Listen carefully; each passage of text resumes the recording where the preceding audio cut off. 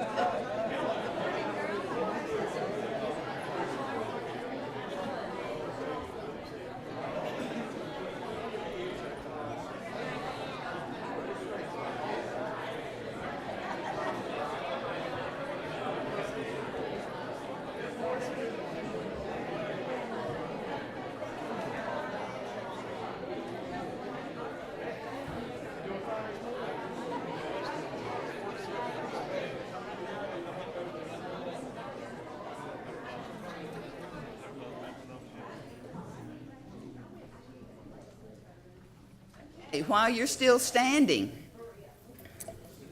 in our United Methodist hymnal on page 427, This Is My Song, okay? Song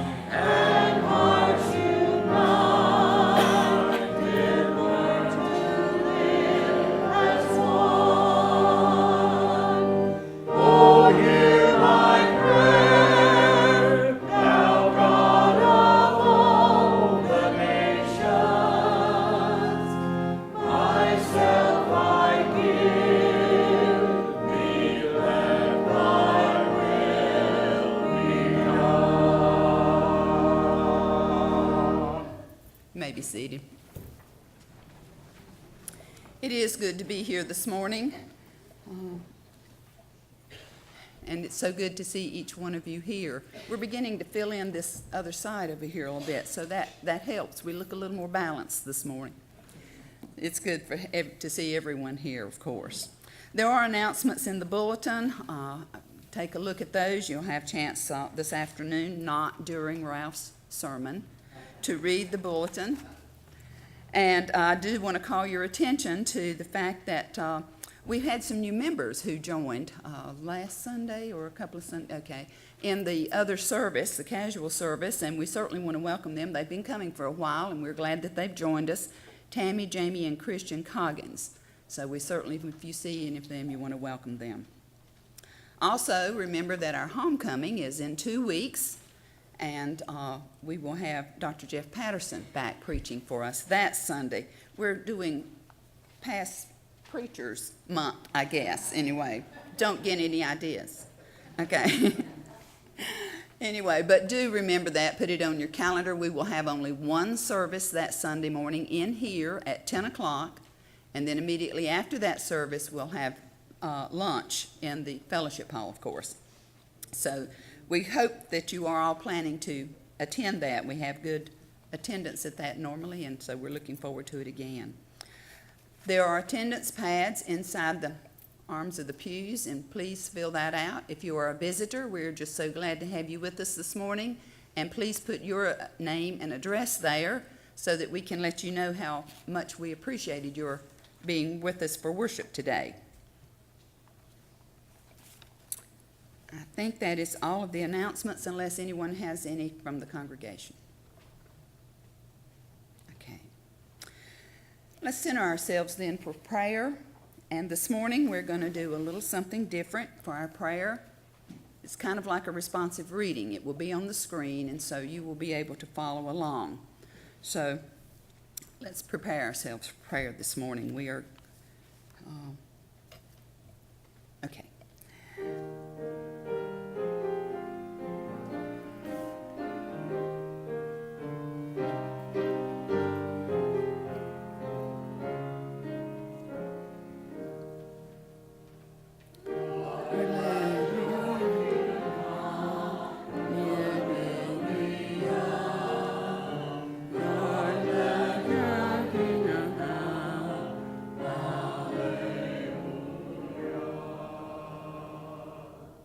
That's your response, okay? Let us pray. Lord, let us pray for that day 15 years ago, a day that we will never forget. So if you'll say your prayer, please. Lord, let your kingdom come, your will be done. Lord, let your kingdom come. Lord, a part of us changed that day. We learned that we were vulnerable, and the only sure foundation that we can stand on is you. Lord, let your kingdom come, your will be done. Lord, let your kingdom come. Hallelujah. Lord, let us pray for all the families of the victims of September 11.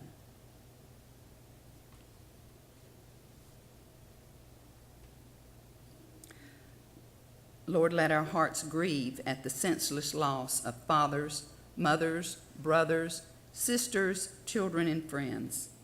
Thank you for your comfort and your strength in times of loss. Lord, let your kingdom come, your will be done. Lord, let your kingdom come. Hallelujah. Let us pray for first responders and for other heroes that risked their lives in helping others that day to safety. Lord, let your kingdom come, your will be done. Lord, let your kingdom come. Hallelujah. Lord, we thank you for all of our first responders then and today. We know they risk their lives every day to keep us safe. Bless them with your strength and your courage as they work every day for our safety. Let us pray for our country.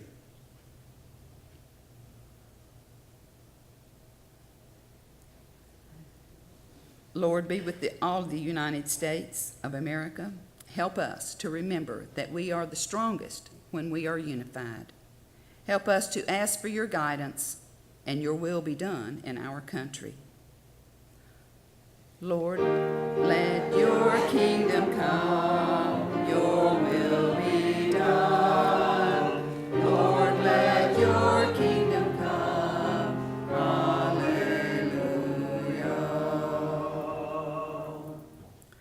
Let us pray for the leaders of all countries in the world.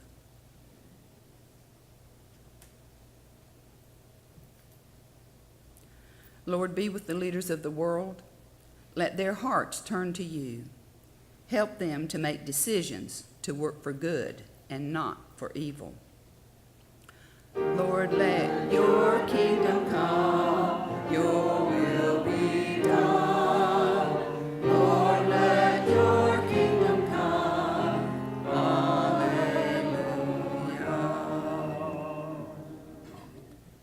Let us pray for forgiveness for the terrorists and others who want to do us harm.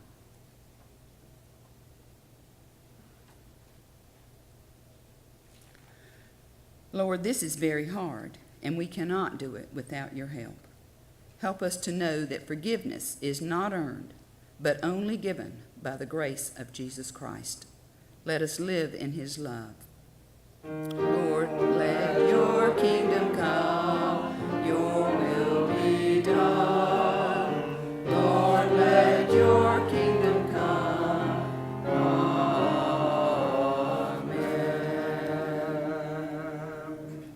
And now let us join in the prayer that Jesus taught his disciples as we say, Our Father, who art in heaven, hallowed be your name.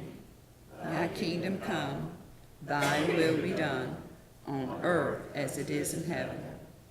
Give us this day our daily bread, and forgive us our sins, as we forgive those who trespass against us. And lead us not into temptation, but deliver us from evil. For thine is the kingdom, and the power, and the glory, forever. Amen.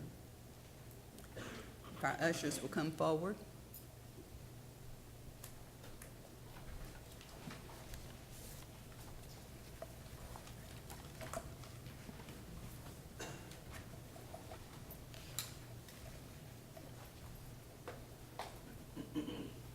Let us pray.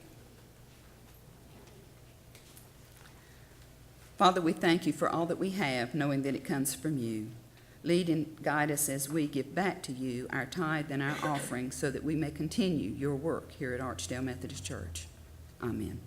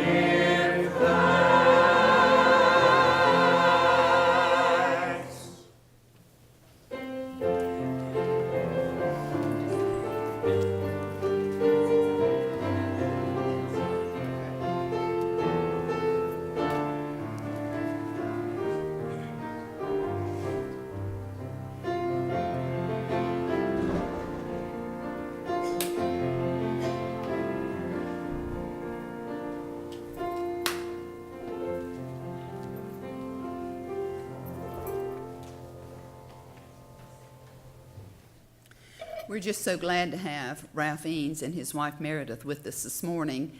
And some of you know him, of course, when he was here with us before, several years ago.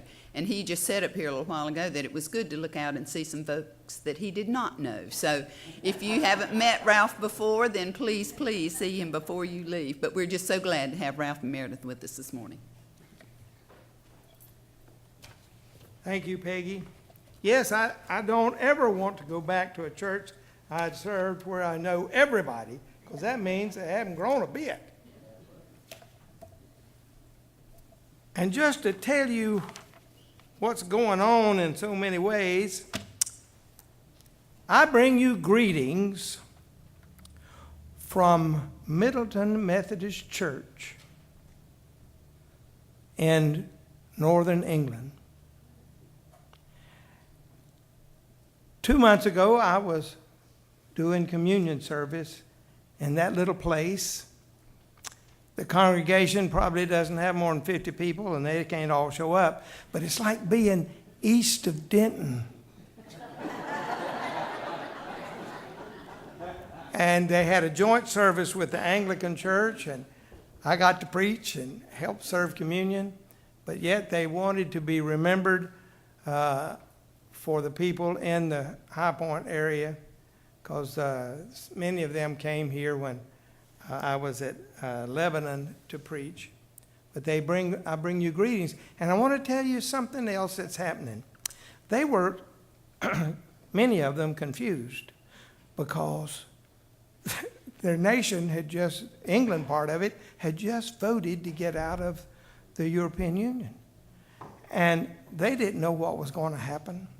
They were confused. Scotland said, we're not going to move. But the other thing about it is that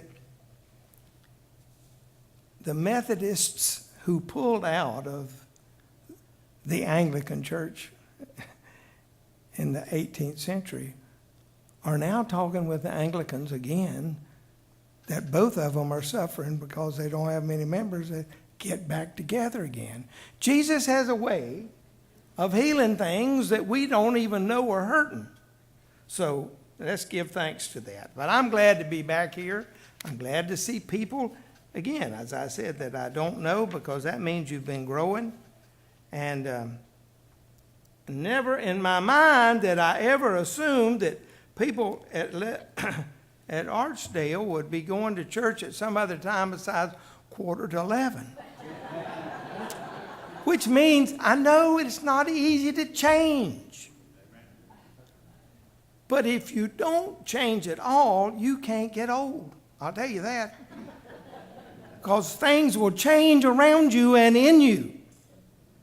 You have to have hearing aids. You have to get your eyes cleaned up. Well, that's beside the point. I want to read to you the scripture from Mark's Gospel. Now, Mark is the first gospel written. And Matthew and Luke followed his outline, if not everything. So I want to read to you these words beginning with the 45th verse, and I'm reading out of today's English version, which won't be exactly like this one, but don't worry, the word's still there.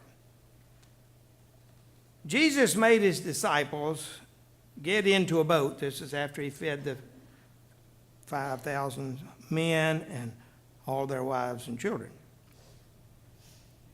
And he told them to get in the boat and go back to him to Bethsaida on the other side of the lake while he sent the crowd away. And after saying goodbye to the people, he went away to a hill to pray. Well, when evening came, the boat was in the middle of the lake, while Jesus was alone. He saw that the disciples were straining at the oars because they were rowing against the wind. So sometime between 3 and 6 o'clock in the morning, he came to them walking on the water. He was going to pass them by, but they saw him walking on the water. It's a ghost, they thought, and they screamed. They were all terrified when they saw him. And Jesus came to them at once and said, "Courage! It's I, don't be afraid." Then he got into the boat with them. And the wind died down, and the disciples were completely amazed because they had not understood the real meaning of the feeding of the 5,000. Their minds could not grasp it. Here ends the reading of God's word. May it open up God's peace to you. Well, we saw the pictures, or at least I did. I assume y'all had the same pictures behind me.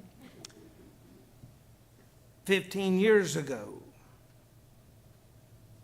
when we were attacked, and people were desperate as thousands of people were killed. And we didn't understand why people wanted to go to war with us, and they brought it home, and it was frightening. We still are dealing with that uncertainty in our lives around us.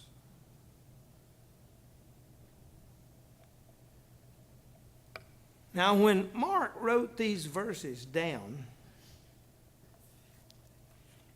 he must have had parts of the book of Job come to his mind, because in Job chapters 8 and 9, Bildad the Shuhite, a man shorter than I am, because Shuhite, that's the shortest man in the Bible, isn't it?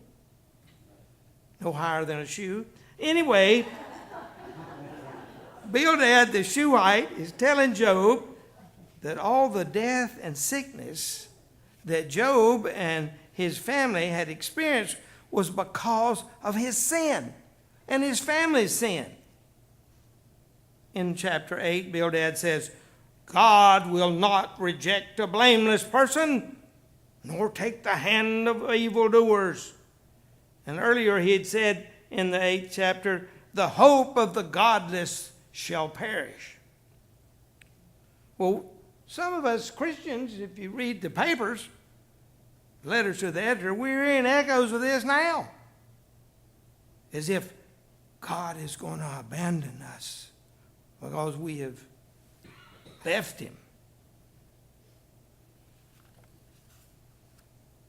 Job replies to Bildad in the 9th chapter, "How can a mortal be just before God?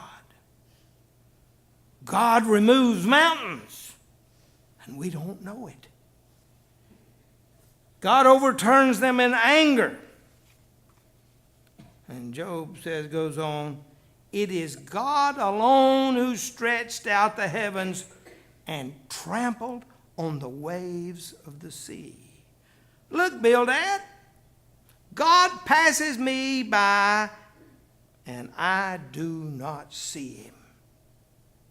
He moves on, but I do not perceive him.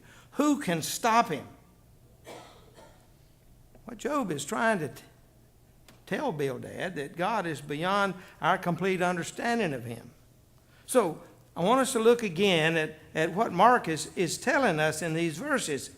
Because in the verses before what was read, Jesus and his disciples have gone to a deserted place, and thousands, hard for me to imagine that, thousands of people found Jesus there, for they were hungry for what Jesus was teaching them about God. They were beginning to hope again that God was going to be coming to save his people. And the disciples said to Jesus, after they had been there all day long as he was preaching to them, "It's gotten late, Lord. The people are hungry." Now, you're going to have to send them away to Bojangles or somewhere to get some chicken. And Jesus said, "No, you all give them something to eat." And the disciples said, "Where are we going to get the money to feed this crowd?" And Jesus said, "Well, gather up some food, see what you got." And then he said, "How many packs of crackers and cans of sardines have you got?" "Well, we got 5 packs of crackers and 2 cans of sardines." And then you all remember from that story what Mark reported.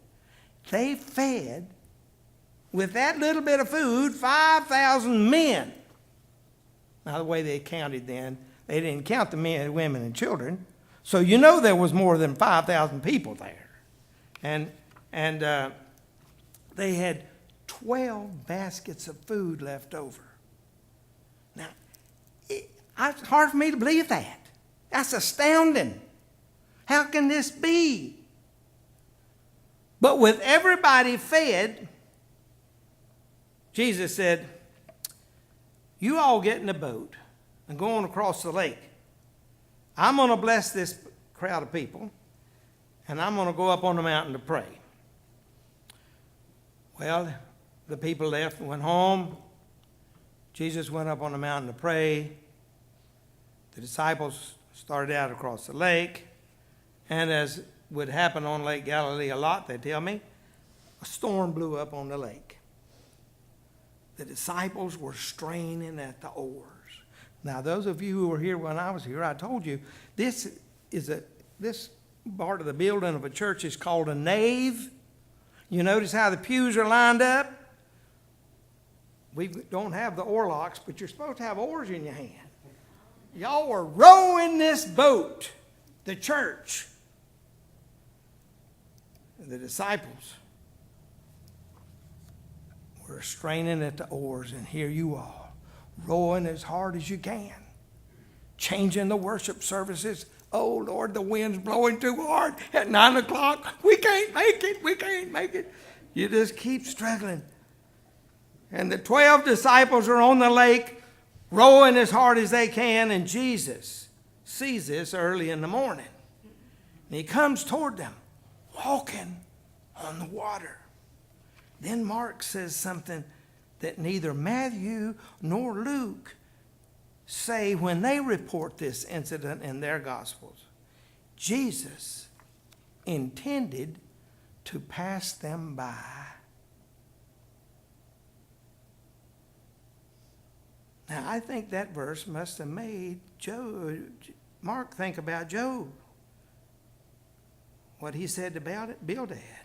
"Look, Bildad, God passes me by and I don't see him. He moves on and I don't perceive him." Meanwhile, back on the lake, the disciples see him walking on the sea. They can't imagine anybody walking on water, so they think he's a ghost. And they're terrified. And I don't blame them, because who wants to let a ghost in on a sinking boat? I don't want that. And then Mark says something that's not found in Matthew and Luke. When they shared this story, Jesus makes like he's going to walk on by. And Jesus then takes heart and says, "Take heart, it's I, do not be afraid." And Jesus got in the boat with them. And the wind stopped. They were utterly astounded. And then Mark says something even more surprising. Mark is a surprising gospel. They did not understand about the loaves. Their hearts were hardened. You see, the two stories are connected. They did not understand about the loaves. Out in the wilderness, when it came supper time, the disciple says, we can't feed all these people, send them away.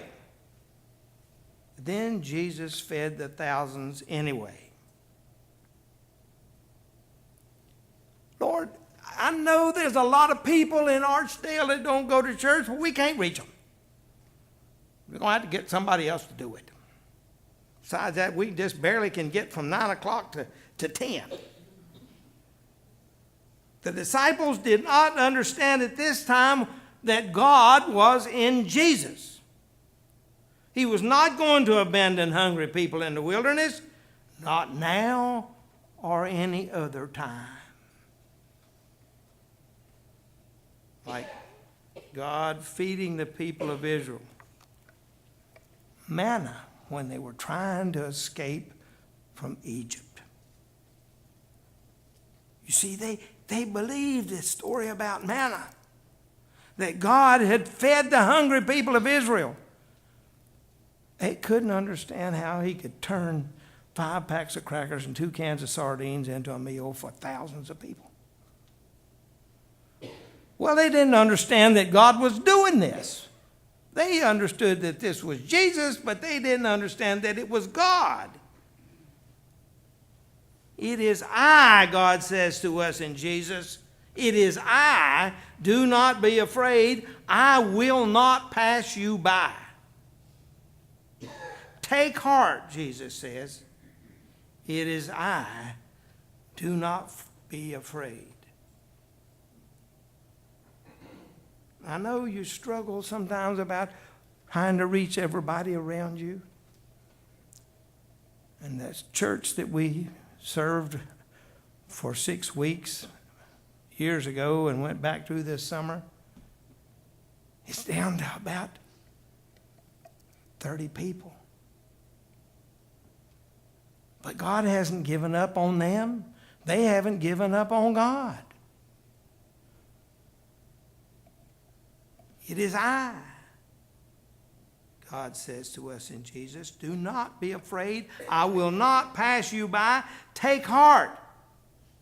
Do not be afraid.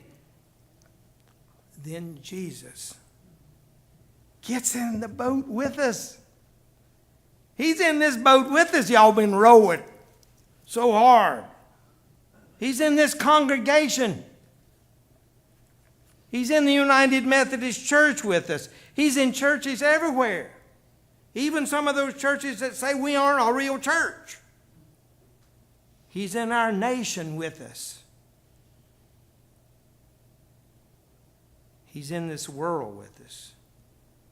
What we know is that there's storms all around us.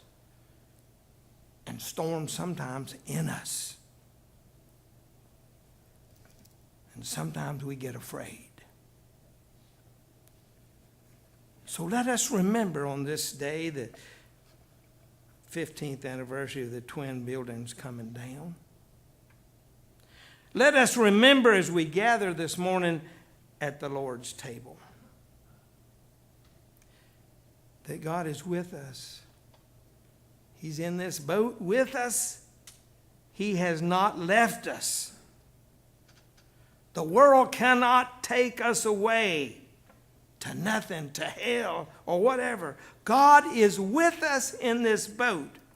He's here in this morning to feed us at his table so that we can go into this wilderness around us and tell the world of his love for us in Jesus Christ. God is always with us. He is always with us. So when you read this story again, sometime when you're afraid about what's happening, remember, you are not alone. God is always with us. Lord, we thank you for that, because there are times when we seem to be in a sinking ship in a world full of ghosts and hateful people. Give us peace to know that you're with us, so we can forget our blisters and row some more. For you will be with us even to the end of the age. Amen. Now it's time for us, for the feeding of the 5,000. The food that we are to eat is the table of the Lord that he has provided for us.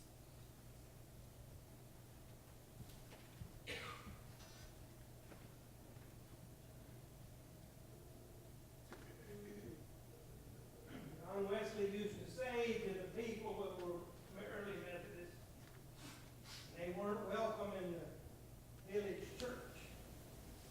Said, always go to church and take communion, because no matter how bad the preacher is, you always get the gospel when you get the bread.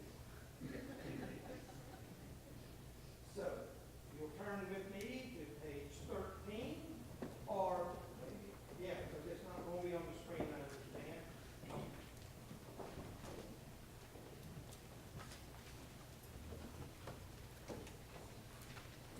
The Lord be with you.